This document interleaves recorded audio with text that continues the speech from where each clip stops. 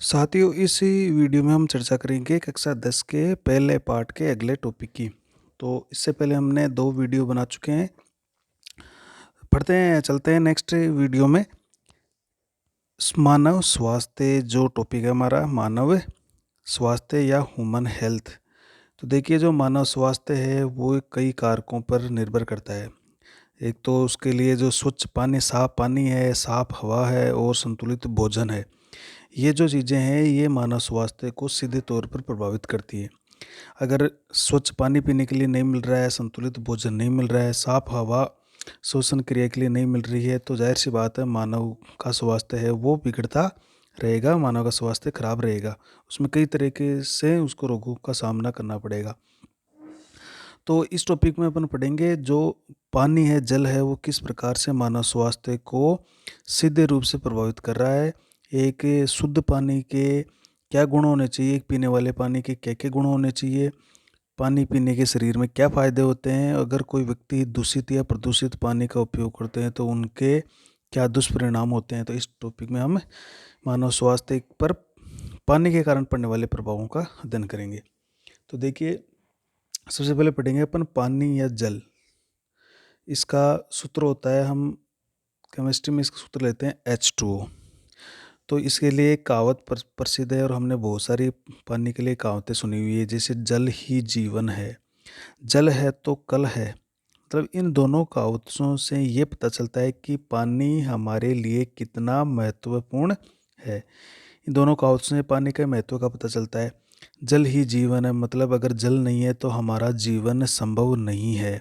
और हम जानते हैं कि हमारा शरीर 90% भाग है वो पानी से बना हुआ है। तो हम ये कहें कि अगर जल नहीं होगा तो किसी भी जीव का जीवन संभव नहीं होगा, उसका जीवन है वो खतरे में पड़ जाएगा। और अगर जल नहीं होगा तो धीरे धीरे वनस्पति, जीव जंतु खत्म होने के कगार पर पहुंच जाएंगे। तो जल प्रकृति में पाए जाने वाला ऐसा प्राकृतिक पदार्थ है जो हमारे लिए या इस प्रकृति में जीवन के लिए बहुत ही महत्वपूर्ण है। तो जल जो है हमारी पृथ्वी पर पाई जाने वाली ऐसी चीज़ या पदार्थ है। देखिए, पृथ्वी पर या प्रकृति में बहुत सारे पदार्थ पाए जाते हैं जो मुख्य रूप से 3 अवस्थाओं में पाए जाते हैं। वैसे 4 अवस्थाएं होती है, लेकिन मुख्य रूप से पदार्थ 3 अवस्थाओं में पाया जाता है। वो 3 अवस्थाएं होती है ठोस, द्रव और गैस। ये हमारी पृथ्वी पर 3 मुख्य अवस्थाएं पाई जाती है पदार्थ की, ठोस अवस्था में, द्रव अवस्था में और गैस अवस्था में। तो अलग अलग पदार्थ अपने अलग अलग अवस्थाओं के अंदर पाए जाते हैं। लेकिन जल ऐसा हमारे लिए जो बहुत उपयोगी है, पृथ्वी पर पाए जाने वाला ऐसी चीज या पदार्थ है जो प्रकृति में एक साथ इन तीनों अवस्थाओं में पाया जाता है। मतलब पानी है वो तीनों अवस्थाओं में मिलता है एक साथ।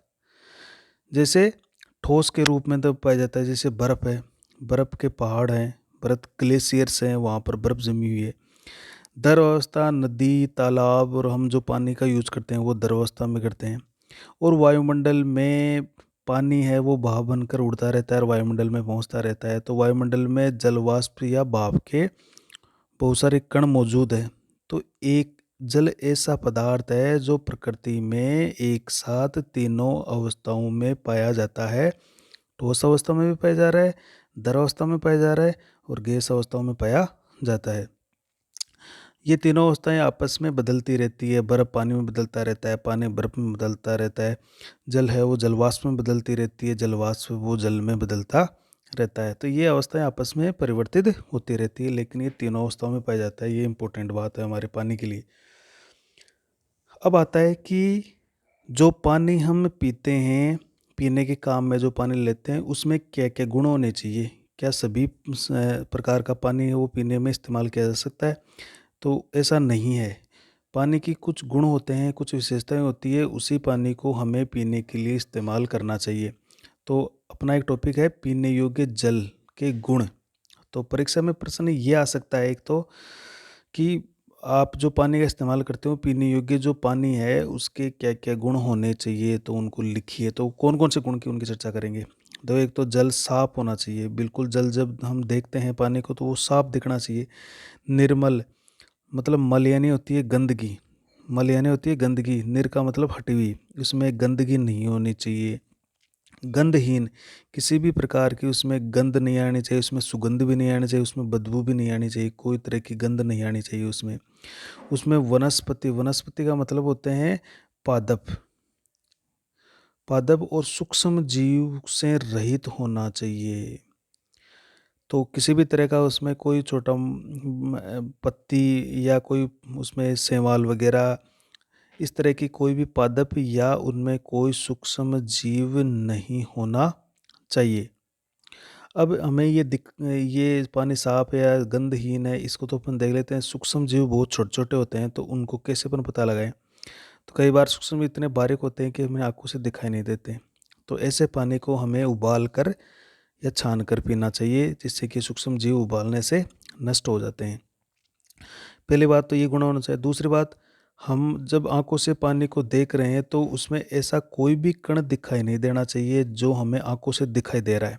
अगर कोई आपको आंखों से कोई कण उसमें तैरता हुआ दिख रहा है, इसका मतलब वो पानी है वो पीने लायक नहीं है। तो आंखों से दिखाई देने वाले कोई कण इसमें उपस्थित न हो। दूसरा पानी तीसरा है कि पानी पारदर्शी होना चाहिए। अगर पानी के आर पार नहीं दिखाई दे रहा है, पानी धुंधला दिखाई दे रहा है, इसका मतलब उस पानी में कुछ मिला हुआ है। तो ऐसे पानी है वो पीने लायक नहीं होता है। पानी बिल्कुल पारदर्शी होना चाहिए, उसके आर पार आसानी से दिखाई देता है। चौथा इसका गुण है कि पानी की पीएच 7 होनी चाहिए। देखो, पानी की पीएच अगर 7 से कम होगी, अगर किसी की पीएच, तो वो होगा अम्लीय, मतलब उसमें खट्टापन रहेगा। अगर 7 से अधिक रहेगा तो वो होगा क्षारीय, और 7 होगा तो वो होगा उदासीन। तो हमारे पीने वाले पानी की पीएच 7 होनी चाहिए। इसके लिए एक स्केल आता है, उसकी सहायता से हम माप सकते हैं। पानी में जो स्ट्रिप आती है उसको डुबोकर, तो 7 अगर पीएच आ रही है पानी की, तो इसका मतलब है वो हमारे पीने लायक है। अगर पीएच 7 से कम है, 7 से अधिक भी आ रही है, तो वो पीने लायक नहीं होता है। ऐसा पानी स्वाद में या खट्टा या कड़वा लग रहा है आपको, तो वो पानी पीने लायक नहीं है। पीएच 7 वाला पानी ही पीना चाहिए। तो ध्यान रखिएगा, पानी की जो पीने योग्य पानी उसकी पीएच कितनी होनी चाहिए? वो 7 होनी चाहिए, इससे कम या ज़्यादा नहीं होनी चाहिए। नेक्स्ट है इसका कि पानी में ऑक्सीजन पर्याप्त मात्रा में घुली हुई हो। ये महत्वपूर्ण बात है कि जो पानी होता है वो उसमें ऑक्सीजन घुली हुई हो, अन्य कोई जहरीली गैस या कार्बन डाइऑक्साइड उसमें घुली हुई नहीं हो। तो हम जब कुएं का या ट्यूबवेल का पानी पीते हैं तो उसमें नॉर्मली ऑक्सीजन घुली हुई रहती है। जब हम इस्तेमाल करते हैं पानी को, तो उसमें ऑक्सीजन घुली हुई रहती है। नेक्स्ट है, ये तो हमारे हो गई कि पीने योग्य पानी के क्या गुण होने चाहिए। अब है भरपूर पानी पीने के क्या फ़ायदे हैं। अगर हमें प्रतिदिन दिन में अगर हम भरपूर पानी का उपयोग करते हैं, शरीर में भरपूर पानी अपन पीते हैं, तो हमारे शरीर में कई रोग होने से बच जाते हैं। जो व्यक्ति पानी भरपूर नहीं पीता है या पानी बहुत कम पीता है, उसके शरीर में उसके आंतों से संबंधित, उसके आमा से संबंधित या उसके शरीर में कई तरह के रोग जैसे पथरी का बनना है, इस तरह से कई तरह की उसको समस्याओं का सामना करना पड़ता है। इसलिए भरपूर पानी व्यक्ति को पीना चाहिए और उसको कई रोगों से उसको बचा सकता है। अब भरपूर पानी पीने का मतलब कितना है? तो हमें कम से कम 8 से 10 गिलास प्रतिदिन, भरपूर पानी का मतलब है 8 से 10 गिलास प्रतिदिन पानी का पीना चाहिए। अगर कोई व्यक्ति 8 से 10 गिलास जो होते हैं उस पानी को यूज करता है डेली, प्रतिदिन की बात है ये, तो उसमें क्या क्या उसके फायदे होंगे देखिए। तो भरपूर पानी पीने से क्या होगा? शरीर से जो गंदे पदार्थ हैं और जहरीले पदार्थ हैं वो बाहर निकल जाते हैं, अर्थात वो पानी में घुलकर बाहर निकल जाएंगे। दूसरा है, हमारा जो पाचन तंत्र है वो स्वस्थ रहता है, हमारे पेट और आंतों की बीमारियां नहीं होती है। भरपूर पानी पीने से क्या होता है? आंतों की पेट की सफाई हो जाती है, इसलिए पेट की या आंतों की बीमारियां व्यक्ति को नहीं होती है। तो अगर व्यक्ति भरपूर पानी पीता है तो उसका पाचन से संबंधित होने वाले बहुत सारी बीमारियों से वो बच जाएगा, तो हमारा पाचन तंत्र भी स्वस्थ रहता है। तीसरा इसका क्या फ़ायदा है कि शरीर में चुस्ती और ऊर्जा बनी रहती है। शरीर में चुस्ती फुर्ती रहती है, शरीर की ऊर्जा बनी रहती है और व्यक्ति को थकान नहीं होती है। एक अपन बात ये अपने नोट की कि जब हमें बहुत प्यास लगी होती है और कुछ समय के लिए पानी नहीं मिलता है तो हमें थकान महसूस होने लगती है, हमारी ऊर्जा गायब हो जाती है, शरीर की चुस्ती फुर्ती वो गायब हो जाती है। तो जैसे ही अपन पानी पीते हैं तो हमारी फिर से हमारी थकान दूर होती है, शरीर में एक फुर्ती सी आ जाती है। तो वो हमारे पानी के फायदे हैं। चौथा इसका एक फ़ायदा है कि शरीर की जो रोग प्रतिरोधक क्षमता है, रोग प्रतिरोधक क्षमता का मतलब है शरीर में रोगों से लड़ने की क्षमता होती है, जिसको अपन कहते हैं WBC। तो हमारे रक्त में WBC पाई जाती है, वो शरीर को रोगों से बचाती है। तो अगर शरीर हम भरपूर पानी पिएंगे तो शरीर रोगों से लड़ने की ताकत बढ़ेगी। रोगों से लड़ने की ताकत, जो रोग प्रतिरोधक क्षमता है वो बढ़ती है, क्योंकि रक्त में पानी अच्छी मात्रा में रहेगा और WBC को शरीर में एक स्थान से दूसरे स्थान पर तैर कर जाने में दिक्कत नहीं आएगी। तो आराम से WBC उन जगहों पर पहुंच जाती है जहां पर किसी भी तरह का रोगाणु प्रवेश कर जाता है और हमारी रोगों से लड़ने की ताकत है वो बनी रहती है। नेक्स्ट देखिए कि शरीर में जो अनावश्यक चर्बी है, चर्बी का मतलब जो वसा जम जम जाती है, व्यक्ति मोटा हो जाता है। तो जितनी चर्बी या वसा शरीर काम लेता है, उसको शरीर काम में लेता है। जो अतिरिक्त कोई वसा व्यक्ति अगर खाता है, घी तेल का ज़्यादा इस्तेमाल करता है, तो जो अनावश्यक चर्बी है वो शरीर में जम जाती है और जमने से क्या होता है, व्यक्ति का मोटापा बढ़ जाता है। तो पानी क्या करेगा, कोई व्यक्ति अगर भरपूर पानी पिएगा तो उसमें ये अनावश्यक चर्बी जमा नहीं होती है और उसमें मोटापा नहीं बढ़ता है।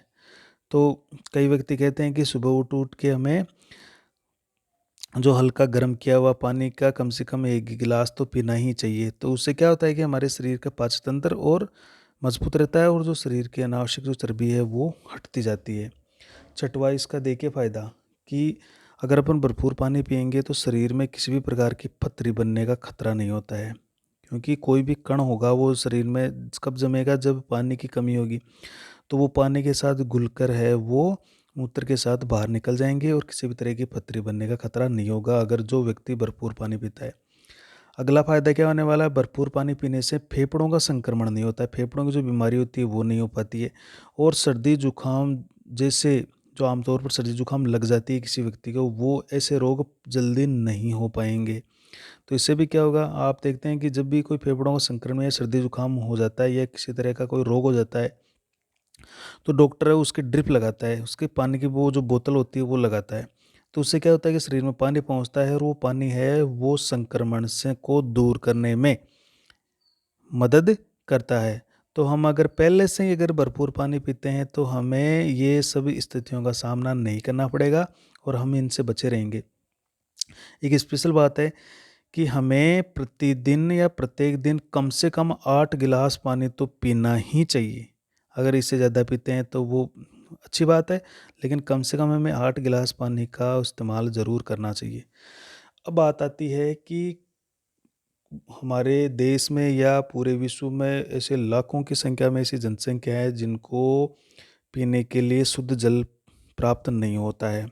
तो या तो वो मजबूरी में प्रदूषित या दूषित पानी का उपयोग करते हैं, तो उसके कारण उनको कई बीमारियों का सामना करना पड़ता है, क्योंकि दूषित पानी में कई सूक्ष्म जीव पैदा हो जाते हैं, कई हानिकारक उसमें रासायनिक पदार्थ मिले हुए होते हैं। और ऐसे पानी का अगर कोई व्यक्ति उपयोग करता है तो उसके कारण से उसको कई तरह के रोग हो जाते हैं। तो हम पढ़ेंगे दूषित जल के दुष्प्रभाव। दूषित जल का मतलब है जो पानी गंदा है या उसका जो सामान्य संगठन है वो बदल गया, उसमें हानिकारक पदार्थ मिले हुए हैं, ऐसा पानी दूषित पानी कहलाता है। तो अगर कोई व्यक्ति दूषित पानी का उपयोग करता है तो उसके दुष्परिणाम क्या होंगे, तो वो उसकी चर्चा करेंगे। देखो, तो दूषित जल में हम जानते हैं कि अनेक सूक्ष्म जीव होते हैं और कई सूक्ष्म जीव, बहुत सारे सूक्ष्म जीव ऐसे ही हैं कि जो हमें आंखों से दिखाई भी नहीं देते हैं। तो देखने में चलता है कि कोई सूक्ष्म जीव नहीं है, लेकिन फिर भी वहाँ पर वो सूक्ष्म जीव होते हैं। तो ऐसे जैसे मैं इस तरह का पानी जैसे किसी नदी से या तालाब से पानी का यूज किया जाता है तो वहाँ पर सूक्ष्म जीव पाए जाने की संभावना बढ़ जाती है। तो दूषित जल पीने से अनेक सूक्ष्म जीव शरीर में प्रवेश कर जाते हैं। मतलब दूषित पानी में क्या होगी, अनेक सूक्ष्म जीव पाए जाते हैं और ऐसे दूषित जल का उपयोग करने पर अनेक सूक्ष्म जीव शरीर में प्रवेश कर जाते हैं, जिसके कारण अनेक बीमारियां पैदा हो जाती है। जो इस दूषित जल में कौन कौन से सूक्ष्म जीव पाए जाते हैं, तो वो याद रखिएगा। एक जो वायरस विषाणु जो कि खतरनाक सूक्ष्म जीव होता है, एक होता है जीवाणु, एक होता है प्रोटोजोआ और एक होता है कर्मी। तो ये मुख्य रूप से जिनकी संभावना है जल में पाए जाने की, वो ये सूक्ष्म जीव है। तो यहाँ से एक प्रश्न आ सकता है कि दूषित जल में कौन कौन से सूक्ष्म जीव पाए जा सकते हैं। तो वायरस को हिंदी में कहते हैं विषाणु, एक आता है जीवाणु, प्रोटोजोआ और कर्मी। तो ये सूक्ष्म जीव होते हैं। अब अगर कोई व्यक्ति दूषित जल पीता है तो उसमें वायरस आ गया, तो वायरस द्वारा उत्पन्न होने वाले कौन कौन से रोग हैं। तो वायरस द्वारा देखो पीलिया होता है, पोलियो या हिपेटाइटिस, इस तरह की समस्याओं का सामना करना पड़ता है। पीलिया में क्या होती है, त्वचा है वो पीली हो जाती है। तो ये हमारे यकृत की बीमारी है। तो अगर इसको डॉक्टर को नहीं दिखाया जाता है तो कई बार व्यक्ति की मृत्यु तक भी हो जाती है। पोलियो आप जानते ही हो। हिपेटाइटिस ये भी यकृत की बीमारी है, जो एक वायरस के द्वारा होती है, यकृत की बीमारी, जिसमें यकृत है वो काम करना बंद कर देता है। तो उसमें त्वचा धीरे धीरे पीली होने लगती है। तो हिपेटाइटिस अर्थात इसको पीलिया भी, हिपेटाइटिस को हम पीलिया भी कहते हैं, या इसे बाद में पीलिया बताया जाता है, जिससे जो ये हेपेटाइटिस है उसके कारण बाद में ये पीलिया में कन्वर्ट हो जाता है। तो पीलिया, पोलियो और हेपेटाइटिस ये वायरस के द्वारा होने वाले रोग है। अब जीवाणु द्वारा होने वाले रोग, अगर कोई जीवाणु आ गए पानी में तो उसके द्वारा कौन कौन से रोग हो गए। तो हैजा और टाइफाइड, हम कहते हैं कि इसको हैजा हो गया, कोलेरा हो गया, टाइफाइड हो गया, जैसे जिसको तो ये दोनों रोग हैं वो जीवाणु के द्वारा होते हैं। और इसमें कई तरह के दस्त या जैसे भूकंप लगना है या पेट में मरोड़े आना है, तो ऐसी स्थिति यहाँ पर देखने को मिलती है। प्रोटोजोआ, अगर प्रोटोजोआ है वहाँ पर, तो प्रोटोजोआ द्वारा कौन सा रोग हो सकता है। तो पेचिस होता है एक रोग, और उसमें जैसे अमीबा पाया जाता है जो बहुत ही बारीक सूक्ष्म जीव होता है। तो उसके कारण से पेचिस हो जाता है, जिससे हाथों में मरोड़े आते हैं, दस्त लगते हैं और कई बार तो हाथों से खून भी निकलने लगता है। तो ऐसी स्थिति व्यक्ति में हो जाती है। एक कर्मी आता है, मतलब कर्मी मतलब ऐसे दागी, लंबी और दागी जैसी संरचना वाला।